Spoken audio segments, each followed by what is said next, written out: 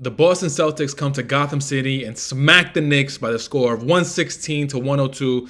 And I'm here to break it all down. All that and much more on the Knicks Digest. What's up, guys? It's your boy Dariel from Knicks Digest. Let's get right into today's game. First and foremost, the biggest takeaway that I had from the game: we do not have a shot without Julius Randle, OG Anunoby, and Mitchell Robinson against these Boston Celtics. These Boston Celtics, they're a problem. Kristaps Porzingis, if he remains healthy going into the playoffs, and if they have a really deep playoff run, the Boston Celtics could end up being the NBA champions for this season. And earlier today, I recorded a video talking about the Knicks and some teams that I'm worried about. Number one team I mentioned was the Boston Celtics. Kristaps Porzingis, he puts everybody in the right place. For tonight, without Julius, without Mitch, without OG, they just had way too many weapons. And Jalen Brunson, it looks like every team, until Julius Randle comes back, until OG comes back, until Mitchell Robinson is healthy, even though he's not really an offensive threat, it seems like every team, their game plan is like, whenever Jalen Brunson touches the ball, we're double teaming him, and we're gonna make someone else beat us. Even though tonight Jalen Brunson had a pretty good game, he ended up the game with 34 points, 12 of 25 from the floor, 4 of 9 from 3, converting all 6 of his free throws, ending the game with 9 assists and 3 rebounds. Again, Jalen Brunson did have a good game if you're looking at the stat sheet, but if you watch the game, it just looked like a lot of those points were super tough. They were very, very physical with him, and he was playing through a lot of contact. But the 34 points that Jalen Brunson had tonight, it just seemed like he was just working so hard for them. And the second best player of tonight's game from the Knicks side, stats-wise, we're looking at Josh Hart. 6 of 10 from the field, 2 of 5 from three-point, converting 2 of his 3 free throws, ending the game with 6 assists and 8 rebounds. Listen, man, Josh Hart is 100% the heart and soul of this team. But when Julius Randle is out, when OG Anunoby is out, you're asking Josh Hart to do a lot more. I don't want to say that he's capable of, and I don't want to say you're asking him to do a lot more than he's comfortable with, because he is capable of doing it. He's capable of hitting big shots in big moments. But against a team of this magnitude, of the Boston Celtics, the best team in the Eastern Conference with all the weapons that they have, I don't think Josh Hart's 16 points is really going to make a difference. Behind Josh Hart, we got Dante DiVincenzo with 12 points. 12 points and ended from the field 4 of 12. From three-point land, he was 4 of 8, 50%. No free throws, no assists, and 4 rebounds. Dante DiVincenzo, I feel like most of those points came in the first half. And one thing that I noticed in the first half is something that I'm really, really worried about if we do match up with the Boston Celtics in the playoffs. They right away put Drew in the post-up against Jalen Brunson. And Jalen Brunson, in my opinion, he is the best starting point guard in the Eastern Conference. He's in the conversation for best point guard in the league right now. In my opinion, he's top 3. But this is where he's going to have problems on the defensive end. As much as he attacks on the offensive end, he puts the pressure on the defensive player that's guarding him. You can say the same exact thing towards him. Tonight, Drew Holiday just posted him up, and Drew Holiday is such a bigger point guard, so much physicality that Jalen Brunson had no answers for him. Drew Holiday didn't end up having a tremendous game. He ended the game with 12 points, 6 assists, and 1 rebound, shooting 5 of 10 from the field, 2 of 6 from 3, no free throws. Whenever the Boston Celtics put Drew Holiday in the post, Jalen Brunson had absolutely no answer. And even though the Boston Celtics is the only team that I can think of that are able to have that ability, it could very well be the New York Knicks and the Boston Celtics in the Eastern Conference Finals, or however the standings end, we could be seeing them in the second round. And if we do, and it holds up, we saw tonight that Drew Holiday was straight babying Jalen Brunson. Now, I'm thinking of other teams that we're going to have to go up against. I'm looking of, pretty much it's just 2. I'm thinking about the Milwaukee Bucks, which is Damian Lillard, going up against Jalen Brunson. I wouldn't be really that worried, because Damian Lillard is not going to get his points in the post-up against Jalen Brunson unless Doc Rivers has a miracle of a coaching renaissance. I don't know what to call it. And he realizes that maybe Dame should be posting up Jalen Brunson. And the other team I can think of is Miami Heat. Miami Heat, don't know who their starting point guard is right now. I'm not sure if it's Jaime Jaquez. But I can't really think of anybody that they would probably put Jalen Brunson in the post and get him into trouble. Slowly but surely, Deuce. I don't want to say that he's winning me over and I'm going to have the utmost confidence in him in the playoffs whenever Jalen Brunson needs a breather.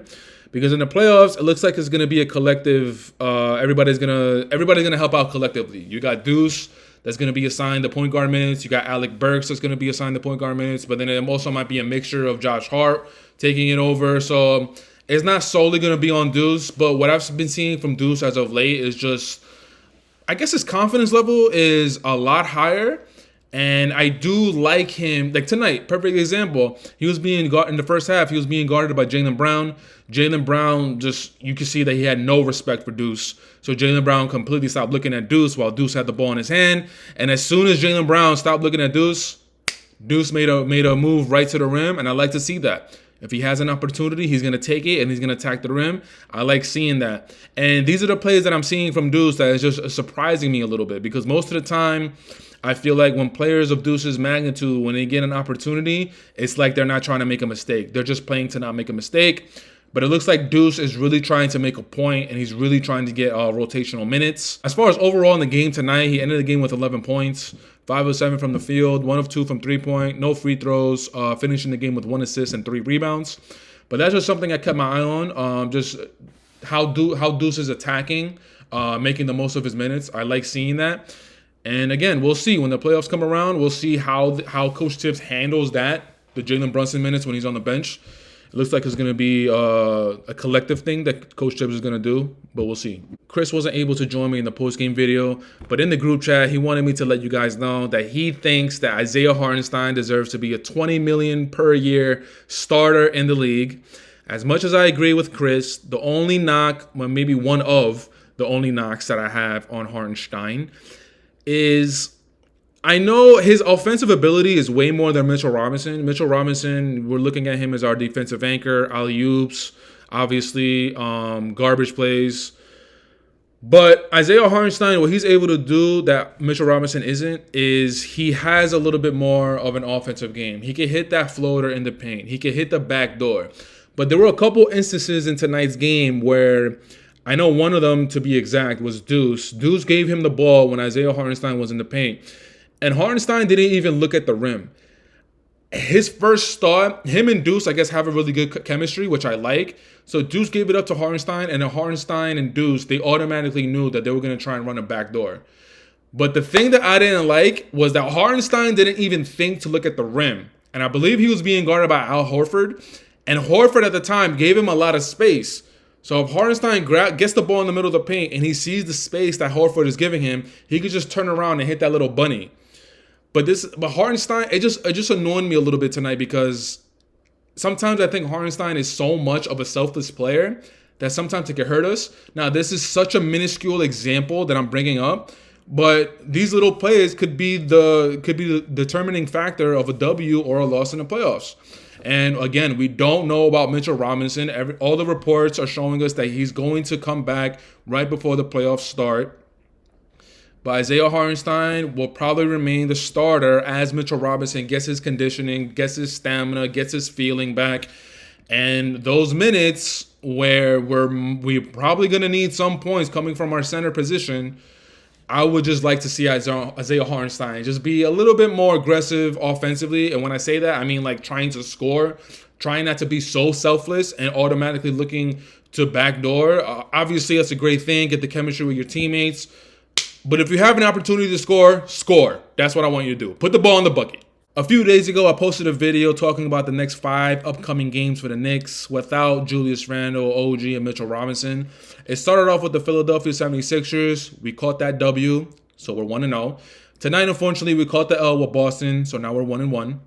And next game we have is going to be against the Pistons. That'll be the 3rd game. That should be a win. The 4th game will be against the Pelicans. Don't know about that. That could be a win or a loss. Pelicans are they're immensely talented, but you never know with that team. And then the 5th game we got against the Golden State Warriors, which will be a primetime game on TNT. That, again, could be a W or a loss because Golden State Warriors, it looks like they found their rhythm. They finally found a spot for Klay Thompson, and he looked like he's getting back to his old self. I don't want to say he's his old self already, but right now we're 1-1, and then the next 3 games we could be going 2-1. We could be going 1-2. We should absolutely at least get this W against the Pistons in 2 days. The biggest takeaway that I had, like I said in the beginning of the video, man, if we're going to make a run this season, tonight's game just showed me the glaring hole that we had without Julius Randle, OG, specifically those two, but Mitchell Robinson as well. Because with OG and Julius Randle out, now all these teams, all they have to do is, not all they have to do, but the primary defensive scheme that they have is double teaming Jalen Brunson and make somebody else beat us. And these last few games, going back to prior All-Star break, we've been having trouble. And Jalen Brunson's been having a hard time getting his game off. So Randall, OG, Mitch, the whole crew, hope you guys have a speedy recovery, because we got to make a run at the end of the season. And we got to make a run to the Eastern Conference Finals, because that's what it's about. You heard? All right, guys, that's it for tonight's video. I want to say thank you for checking it out. Leave it in the comments. Let me know what you guys thought about the Knicks' effort tonight against the Boston Celtics.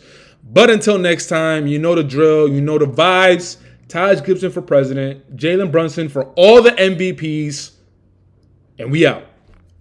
Peace.